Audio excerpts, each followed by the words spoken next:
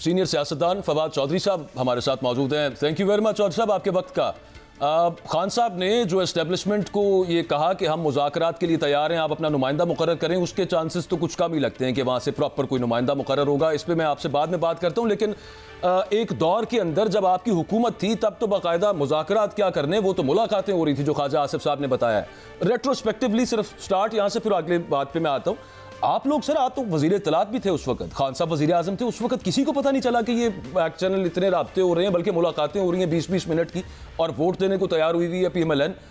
मरदम शनासी की कुछ फुकदान नजर आता है, या फिर इंटेलिजेंस की कमी थी, क्या मामला था सर? देखिए, बात ये थी कि मुलाकातें तो का तो पता था, और PM साहब को वो भी आ गया था, और उसके बाद असल जो बात ये थी कि वो यहाँ तक ही बात रहेगी कि नवाज शरीफ को जो बाहर भेजने का मामला था, उस वक्त तक जो एस्टैब्लिशमेंट की और इनकी डील थी वो शायद यही तक रहेगी। और मामला जाहिर है कि बिगाड़ना नहीं चाहती कोई भी हुकूमत, चाहती तो नहीं कि वो मामला बिगड़े, लेकिन असल बात यही थी कि जो उस वक्त के आर्मी चीफ थे जनरल बाजवा, उसमें ये था कि उन्होंने फैसला यही किया हुआ था अपनी तरफ से कि एक एक्सटेंशन मैंने ले ली है PTI से, तो अगली एक्सटेंशन मैंने फौज से मैंने लेनी है PMLN से। तो इसलिए वो मुलाकातें और सब कुछ जो है वो हो रहा था।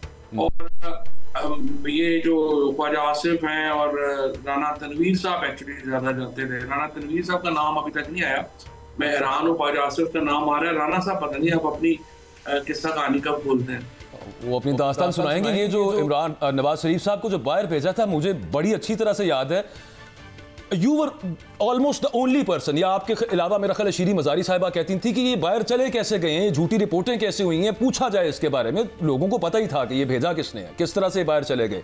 आपकी हुकूमत ने उस पर भी बिल्कुल एक्ट नहीं किया। नहीं किया। जुल्फी बुखारी ने भी काफी कहा। जुल्फी बुखारी ने, मैंने, और actually third person was Faisal Vawda, जो कह रहे थे कि बाहर जो है वो ना भेजे उस कैबिनेट मीटिंग में। बट बाहर तो सिर्फ मैंने ही बार ये बात कही थी, बाकी उन्होंने बाहर बात नहीं की। मैंने PM साहब से मेरा ये कहना था कि आप बाहर जब भेजते हैं लोगों को, तो वो फिर इंटरनेशनल एस्टैब्लिशमेंट के एक कठपुतली बन जाते हैं। तो आप बाहर ना भेजें, उसके बजाय आप उन्हें जो है वो हाउस अरेस्ट कर दें। अगर ज्यादा प्रॉब्लम है तो जाती उम्रा चले जाएं। तो मेरा मौक़िफ़ उस वक्त यही था कि बाहर नहीं भेजना चाहिए। लेकिन बहरहाल वो तो करो, जब चले भी गए उसके बाद भी आपने सवाल उठाया कि गए कैसे, उस पर कभी क्लैरिटी नहीं थी आई, लेकिन वो तो बाद में उन्होंने ही क्लैरिटी दी। ख्वाजा आसिफ साहब ने बताया कि एस्टेब्लिशमेंट ने भेजा था। खैर, I will come to the current situation now. Khan साहब ने सर ये जो कहा कि एस्टेब्लिशमेंट अपना नुमाइंदा मुकर्रर करे, दो चीज़ें उसके अंदर। एक तो ये कि वहाँ से तो मुझे तो नहीं लगता, और किसी को भी नहीं ये लग रहा कि वहाँ से कोई नुमाइंदा मुकर्रर होगा। आपके ख्याल में कोई बैकडोर, किसी किस्म का कोई राब्ता है, होगा आगे? और अगर इस ऑफर का मुस्बत जवाब ना आया तो खान साहब अभी थोड़ा सा जो तहरीक इंसाफ जो रेस्ट्रेंट कर रही है, आपको क्या लगता है उसके बाद फिर क्या रिएक्शन हो सकता है? देखिए, मेरा ये ख्याल है कि ये जो जेस्चर दिया है खान साहब ने, उससे एक असर तो अभी हो गया है कि आप देखें कि तलखियां एस्टैब्लिशमेंट में और PTI में कम होती हुई नजर आई। अच्छा। और दूसरी तरफ जो नून लीग की आप देख रहे हैं जो घबराहट है वो बढ़ती हुई नजर आई है। उसकी वजह ये है कि नून लीग का प्रॉब्लम ये है कि वो किसी तौर पर भी अपनी कोई उनकी सियासत है नहीं, वो अपने कोई पाँव पे खड़े नहीं। लिहाजा वो जो उनकी सारी की सारी एफर्ट और कोशिश है वो ये है कि एस्टैब्लिशमेंट में और इमरान खान में तलखियां ज्यादा बढ़ती रहे, ताकि वो उससे फायदा उठाते रहे।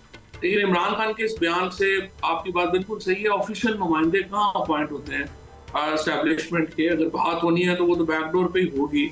और अगर लेकिन इससे ये जरूर है कि तलखियां जो है वो जरूर कम हुई हैं। जो मेरा ये ख्याल है कि इनिशियल कामयाबी जो PTI को होनी थी वो तो उससे हुई है। अब आगे मामला देखते हैं कि कैसे बढ़ते हैं, क्योंकि देखिए अब जो एस्टैब्लिशमेंट है उसने भी देखना यही है कि तूफान था वो आया, PTI वो तूफान सरवाइव कर गई, इमरान खान वो तूफान सरवाइव कर गए, वो तूफान से निकल आए हैं। तो अब सवाल ये है कि क्या एक और तूफान जो है वो उसका सामना उन्हें करना है, या अब हालात जो है वो हम साहिल की तरफ बढ़ने की जो है वो सुन तो हम यही रहे हैं कि एक और तूफान जो है ना, इट्स ऑन वे। मेरा ख्याल है कि ऐसा नहीं होता नजर आता। उसकी 2-3 वजूहात हैं। एक तो सबसे इम्पोर्टेंट तो जो है ना जी वो ये है कि जो जुडिशरी के साथ मामलात हैं इस वक्त हुकूमत के एस्टैब्लिशमेंट के, वो बिल्कुल एक आखिरी सतह पे पहुंच गए हैं। दूसरा बड़ी प्रॉब्लम ये है, देखिए आपको 8 से 10 अरब डॉलर चाहिए पाकिस्तान को। ये इन्वेस्टमेंट वगैरह वाली तो ऐसी बातें ही है ना। 8 अरब डॉलर तो आपको मिनिमम चाहिए पाकिस्तान को इस वक्त चलाने के लिए, और 8 अरब डॉलर अभी आपसे अरेंज नहीं हो रहे इस साल। 8-10 अरब डॉलर आपको अरेंज होते हैं तो फिर ऑप्शंस खुलती हैं। अभी आपने देखा कि चाइना से भी जो है वो पैसा नहीं आया, अरब दुनिया से भी नहीं आया, और अमेरिका से तो ज़रा आ ही नहीं रहा। तो ये ममालिक हैं जो ट्रेडिशनली हमें मदद करते हैं। तो असल प्रॉब्लम तो पैसे का है, पैसा नहीं आ रहा। और थर्ड अब ये है कि हमारा जो पोलिटिकल क्राइसिस है, डिस्पाइट पूरे जोर लगाने के, मेरा ये ख्याल है कि एक कोशिश जो तूफान आप कह रहे हैं, एक कोशिश दरमियान में की जाएगी कॉन्स्टिट्यूशनल अमेंडमेंट ला के फायज ईसा साहब को 3 साल देने और सुप्रीम कोर्ट को कमजोर करने। लेकिन अगर ये ना हो सकी, और लगता मुझे ये है कि हो नहीं पा रही, लोग नहीं टूट रहे, फिर जो है वो बातचीत की तरफ जाना पड़ेगा। और आज पीपल्स पार्टी के राजा परवेज अशरफ साहब ने, चूंकि पीपल्स पार्टी में परवेज अशरफ साहब वगैरह ऐसे लोग हैं जो जरदारी साहब की मर्जी के खिलाफ बात नहीं करते हैं, ये नदीम अफजल या बाकी 1-2 लोगों की तरह अपनी उनकी इतनी ओपिनियन वो नहीं देते हैं, वो जरदारी साहब की बात ज्यादा करते हैं। उन्होंने आज खड़े होकर ये बात कही है कि मुज़ाकरात का वज़ीर आज़म साहब रास्ता खोले। तो मुझे लगता है कि प्रेशर तो काफी बिल्ड है इस वक्त हुकूमत पे भी। आप अगर इससे दोबारा आगे मामला खराब होने हैं तो फिर पाकिस्तान के लिए चैलेंजेस बढ़ जाएंगे। पीटीआई ने तो अब जितने चैलेंजेस और जितना एक आई वुड से कि फसाइयत बर्बरियत का सामना कर लिया है, उससे ज्यादा अब क्या होगा, गोलियां नहीं मारनी। ठीक फवाद भाई, आप जरा गौर करें तो बानी पीटीआई और मुल्क का साबिक वजीर आज़म इस वक्त जेल में है। अच्छा, पार्टी तितर बितर हो रही है मैं समझता हूँ, और निशान भी गया है। एस्टेब्लिशमेंट और इमरान खान के दरमियान जो लड़ाई फसाद ये सारी चीज़ें चली। आप तो इमरान खान की आंख और मैं समझता हूँ कान बहुत करीबी थे। मुझे जब रैली निकली थी इमरान खान की, उस वक्त भी आप साथ साथ सारी चीज़ों को, फेडरल मिनिस्टर रहे, हर चीज़ को कंट्रोल करते थे। आप खुद को कितना जिम्मेदार समझते हैं इस सारे फसाद जो हुआ है, इसमें आप रिस्पॉन्सिबल हैं? हम तो एक किस्म रिस्पॉन्सिबल नहीं हैं और ना ही पीटीआई रिस्पॉन्सिबल। पाकिस्तान की सियासत के अंदर जो एस्टैब्लिशमेंट की एक किरदार है, जो एक हर इदारे की अपनी पॉलिटिक्स होती है। जिस तरह अभी जेएनएन में आप लोग बैठे हुए हैं, यहाँ की एक अपनी इंटरनल पॉलिटिक्स होगी। इसी तरह से एस्टैब्लिशमेंट के अंदर एक अपनी पॉलिटिक्स हो रही होती है। बाकियों में हमारा कोई झगड़ा नहीं हो, कोई ऐसी बात नहीं हुई। सिर्फ एक चीज मैं समझता हूँ कि एक जो गलत हुआ, अगर हाइंडसाइट में मैं देखूं, कि जो 25 मई जो था पहला जो हमारे लॉन्ग मार्च था, उसके बाद जो राब्ते हमने खत्म कर दिए, अगर वो राब्ते खत्म ना होते तो बेहतर था। अदरवाइज देखिए हमने ये तो एक सेटल हो रही है सोसाइटी पाकिस्तान के अंदर। तो ये इसमें कि जो कोई फसाद या कुछ इमरान खान जेल में गए हैं, कुछ गए हैं, पीटीआई ने क्या किया था जो उनको, ये तो इनको जुर्म नाहक की सजा दी जा रही है। फवाद भाई, आप दुरुस्त फरमा रहे हैं, लेकिन मेन जहां से बात शुरू हुई, हमारी हुकूमत चल रही थी वफाक में, उस वक्त आप वो शख्स है जिसने जोर लगाया हुआ था कि असम्बलियां डिसॉल्व की जाए। अगर आप हामिद खान को देख लें, वो भी ये कह रहे हैं कि शेख रशीद और फवाद चौधरी ने कहा था। अगर आप चौधरी परवेज लाई का बयान अगर आप कहते हैं तो मैं सुनवा देता हूँ, उमर बशीर को कह के आपका शॉर्ट भी सुनवा देता हूँ, जिसमें आप कह रहे थे कि परवेज लाई को हैव टू असम्बलियां तोड़नी है, अगर इसने असम्बलियां ना तोड़ी तो मैं प्लान बी दूंगा। तो ये असम्बलियां डिसॉल्व ना ही करवाते तो ना ही ये मामला आगे बढ़ता रहा। फवाद भाई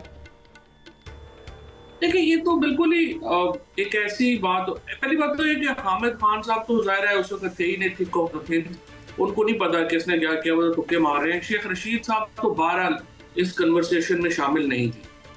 ये सबसे पहली तजवीज़ जो थी शाह महमूद कुरैशी साहब ने दी थी और बिल्कुल मैंने उसकी हमायत की थी।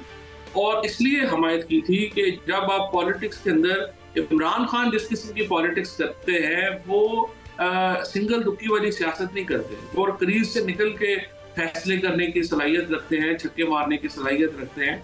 और आज पीटीआई का जो अरूज है, पीटीआई आज जिस अवामी मकबूलियत के महराज पे है, उसकी वजह ही ये फैसले थे जो असम्बलियों से हमने बाहर आके निजाम से बाहर आके जो हमने लड़ने का फैसला किया। और जहां पे हमने असम्बलियां नहीं तोड़ी, जहां पे हम निजाम का हिस्सा रहे, वहां पे हमारी पार्लिमानी पार्टी ही खत्म हो गई। आप कश्मीर में और गिलगित बल्तिस्तान में देखें, और यही हशर हमारा पंजाब में होना था, जहां पे हमारी पार्लिमानी पार्टी ही खत्म हो जानी थी मुकम्मल तौर पे। और मैं समझता हूँ कि ये बड़े फैसले इमरान खान के थे जो हमने असम्बलियां तोड़ी। इसका जवाब ही सियासत, इतना बड़ा एक सियासी चाल थी कि हुकूमत के पास तो इसको आइन तोड़ना पड़ा उन्हें जवाब देने के लिए। उनके पास इस चाल का जवाब ही नहीं था। तो जब आपने आइन ही तोड़ देना है तो फिर तो जाहिर आप क्या करें। बट हमारी ये चाल बिल्कुल जबरदस्त थी और एक पेट असर। आप अभी फरमा रहे थे कि मुख्तलिफ पार्टियों के इत्तेहाद की बात कर रहे हैं या एस्टेब्लिशमेंट से बात कर रहे हैं। ये तो बिल्कुल क्लियर है कि साबिक वज़ीर-ए-आज़म इमरान खान एस्टेब्लिशमेंट के अलावा किसी सियासी पार्टी से कोई बात नहीं करेंगे। तो फिर मामला कैसे चलेगा भाई? नहीं, बात तो हो जाएगी, सियासी जमातों से भी बात हो जाएगी। और इसलिए बात हो जाएगी कि पाकिस्तान को अगर आपने स्टेबिलिटी देनी है, पाकिस्तान के अंदर जो सियासी जमातें हैं, नून है, पीपल्स पार्टी है, जमात इस्लामी है, JUI है, इन सारी पार्टीज को एक फील्ड अपने फोल्ड में आना होगा। इन सारी पार्टीज को एक मिनिमम कॉमन एजेंडा हमें तय करना पड़ेगा। और उसकी वजह ये भी है कि एस्टैब्लिशमेंट के साथ आप डील कर नहीं सकते। अगर इमरान खान डील करते हैं एस्टैब्लिशमेंट के साथ तो उनकी तो सियासत शहबाज शरीफ के लेवल पे आ जाएगी। तो डील उन्होंने करनी नहीं है, तो शरायत सारी एस्टैब्लिशमेंट ने माननी नहीं है। लिहाजा टू स्टार्ट विद ये मौक़िफ़ उनका जो भी है वो है, लेकिन अल्टीमेटली आपको सबसे बात करनी पड़ेगी। और मैं समझता हूँ कि एस्टैब्लिशमेंट को भी सियासी जमातों को अलाउ करना चाहिए कि वो एक दूसरे से बातचीत करें और आगे बढ़ें। इस तरह से सबसे बड़ी सियासी जमात को बाहर रख के आप पाकिस्तान की कोई खिदमत तो नहीं कर सकते।